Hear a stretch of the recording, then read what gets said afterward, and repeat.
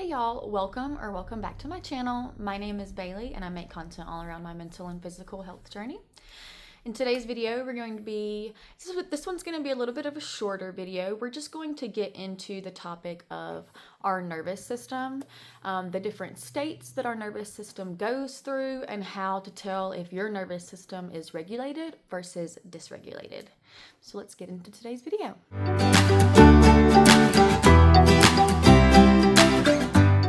So the first topic that we're going to get into today is the three different states that the nervous system goes through. So one of the states that the nervous system goes through would be referred to as the sympathetic nervous system. And this is whenever your nervous system is in fight or flight mode. Typically, the behaviors that go along with this, you'll notice, would be things like aggressive, confrontational, argumentative, avoiding, and withdrawing. Those are some behaviors that you'll notice if your nervous system is in a sympathetic state. The next one that we have is the dorsal vagal. This is whenever your nervous system is in the shutdown/freeze state. And some of the common behaviors that come along with this would be things such as inaction, feeling like you're stuck all the time, indecision, so just not being able to make a decision about anything, isolation, disconnection, and essentially shutting down. So you're just really not interested in anything. So the next and last nervous system state that we're going to get into is the ventral vagal nervous system state. Also referred to as safe and in connection. So some of the common behaviors that accompany this would be things such as you really just feel very calm, compassionate, very grounded. So these are the three different states that your nervous system can fluctuate between. So now we're going to get into learning how to tell if your nervous system is regulated versus dysregulated and what you can do to start regulating it. So let's jump into what dysregulates the nervous system. This would be things such as staying inside all day, loud, chaotic music or sounds. For instance, I had this awful ringtone that would wake me up every single morning, and I thought it was good because it's loud, it's obnoxious, it's something that I immediately want to turn off. So I thought that that would be good for me because, that's gonna wake you up, of course. But it's actually not good for you because whenever that happens, that chaotic noise, that's the first thing that you're waking up to is a chaotic noise. All that's doing is pushing you into a chaotic state. So essentially, if that's how you start your day, imagine how the rest of your day is going to be. Another would be spending time with people who induce stress or who are very negative all the time. Mindless scrolling, been there, done that. Ignoring or suppressing your emotions. No physical activity whatsoever. Saying yes when you mean no. We've all been there, right? I know I have. I've done that plenty. And you may think, oh, well, it's okay. It's not, I'll just do this for them and that'll be fine, until you do it again and again and again. And you're always putting somebody else first before you're putting yourself first. It's time to say no when you really mean no. And then the last two behaviors that you may be doing and you're not realizing this actually dysregulates your nervous system would be eating way too much sugar, and also when you internalize other people's opinions of you. So if Joe Blow over here says that I'm way too skinny and I need to eat more and gain some weight, if I internalize that, I'm just going to be negatively talking to myself. Oh gosh, you're way too skinny. You look sickly. You need to put some meat on your bones. You look disgusting. That's not going to make me feel good about myself, is it? No. How you talk to yourself really does have a direct link to your emotional well-being. And I didn't think it did. I am the queen of down talking myself. I do it all the time. But I have learned recently that whenever you actually change those words from negative to positive, like, oh, Bailey, you look very nice today, that makes you feel good. It's just you telling yourself that you look nice today, but it still makes you feel good. It's a heck of a lot better than telling yourself that you're too skinny and you look sick and you need to put some meat on your bones, because all that's doing is making you think badly about yourself. And if anybody should love us, it should be ourselves. So don't do that. Now let's discuss what will regulate your nervous system. So things such as taking a walk outside, that is very beneficial for your nervous system. Listening to calming music. So what I did recently, I remember we were talking about the chaotic alarm that dysregulates your nervous system. I went in and I changed my alarm to the song Follow Me by Uncle Kracker. I think a lot of people know that song. It's just a good jam. It's a feel-good song. So it actually went off this morning as I was doing my makeup, and I grabbed my phone and I let it keep playing and I did a little dance. It actually made me feel good. So that's going to be one of the first things that I recommend, is change that awful, noisy alarm to something calming and peaceful, something that you don't actually mind hearing every day, and something that you would actually want to listen to. Another would be spending time with people who fill your cup rather than empty your cup. You know what I'm talking about. Get rid of those people. They are no good for you. Even if you want them in your life because, oh, we've been friends for 10 years. That doesn't matter. That does not matter. How they treat you right now is what matters. And if they're not treating you good, then you need to kick them to the curb, my friend. Okay? Peace out. Whatever the hell you got to say. Get them out of there. They're not helping you. They're not adding to your life in any way. All they are doing is helping you continue on this path of negativity. And we don't want you on there. We want you to wake up every day with joy in your heart and a smile on your face and ready for whatever the day throws at you. That's what we want. So get rid of those toxic people. Another one would be taking social media breaks. This doesn't have to be a social media break for days or weeks. You can just even do it for a few hours, but take some time for yourself. Get off of social media. Stop comparing yourself to other people that you see on social media, because that does not do anything good for us. All that does is make us feel bad about ourselves. So if you notice that you just do a lot of mindless scrolling, replace that with something else that is actually going to help you. For instance, there's this app called Headway that I use, and it takes the most important information from each chapter and it summarizes it into a book for you. And so instead of scrolling on TikTok for 30 minutes, I'll play a book from Headway and listen to that while I'm doing whatever I need to do around the house or wherever I'm at. That's actually beneficial for me because I'm actually learning something and I'm being entertained. So try that next time instead of just mindlessly scrolling on TikTok or whatever it is. Cry it out. It is okay to cry. It is okay. I know that you're going to think that makes you weak. It's okay to cry.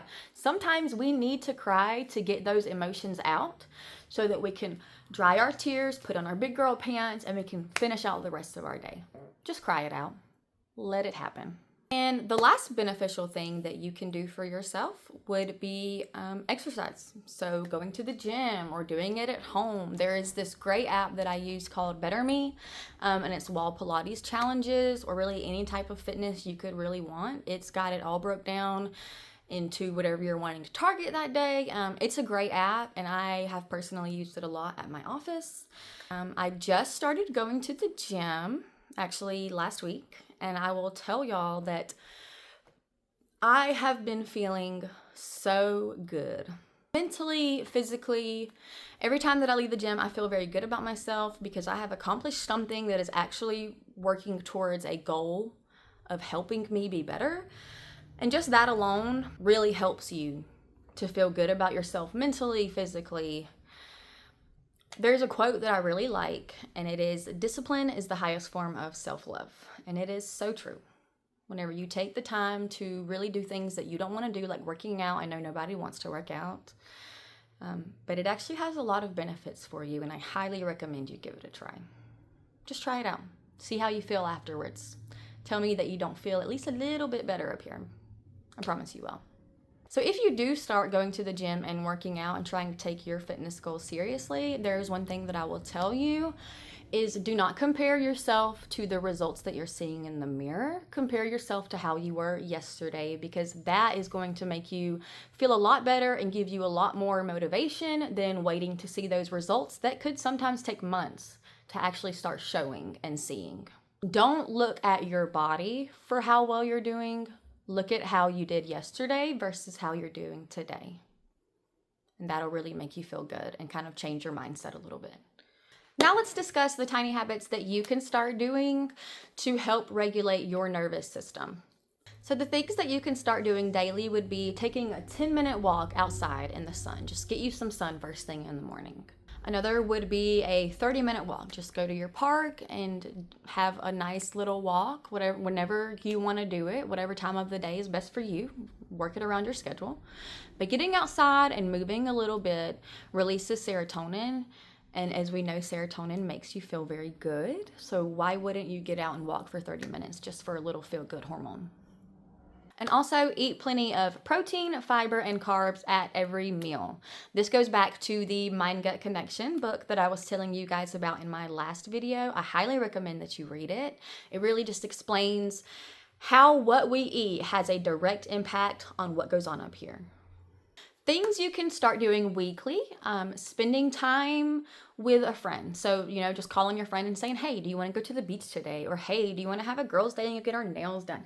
Do something for you that makes you feel good.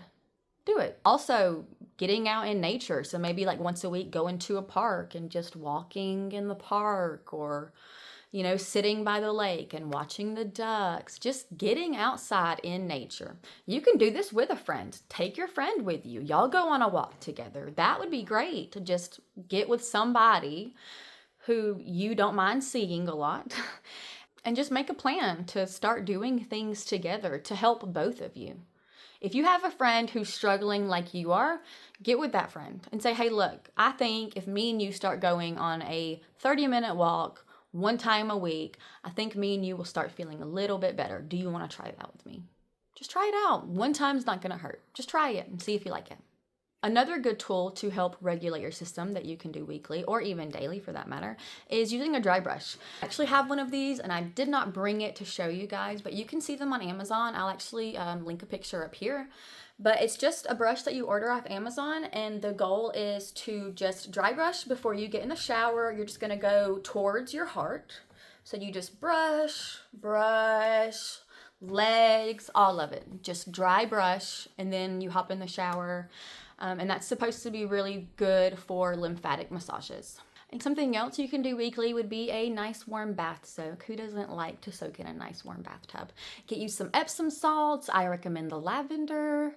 And just soak in a bathtub for a little while. De-stress. Don't bring your phone. Just sit and be and relax. That's very beneficial for you and for our mind. Things you can do monthly to help regulate your nervous system. So you could try a new class if there's something that you've been wanting to try, paint and sip. I've been wanting to do those. So that could be something fun that you could do with a friend or by yourself, something new you could try, maybe would bring some joy to your life. Pilates classes, yoga, rock climbing. Just try a new class, try something new and see if you don't love it. Declutter and organize. So like once a month, go through your house and try to declutter and organize everything. I'm one of those people who, if my house is a wreck, my insides are a wreck, okay?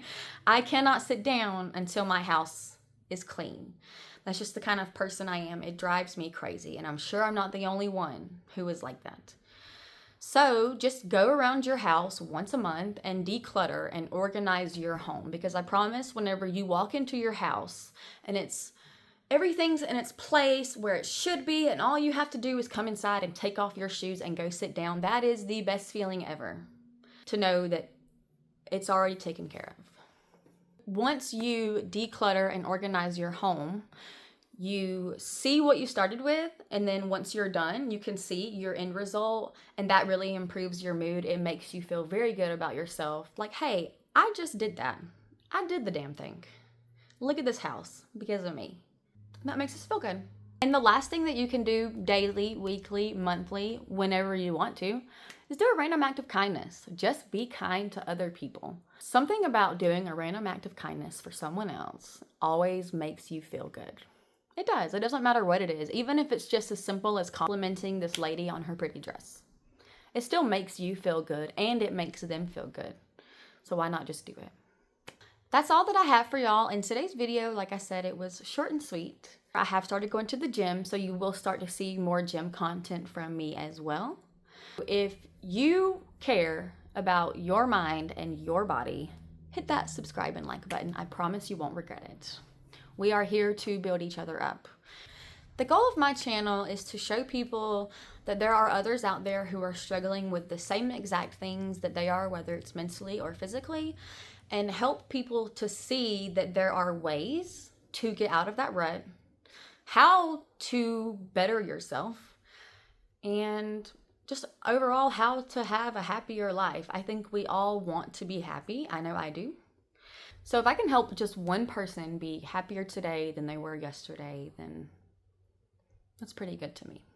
So I hope y'all really enjoyed this video, and I will see y'all in a new one next week. Thanks. Bye, guys.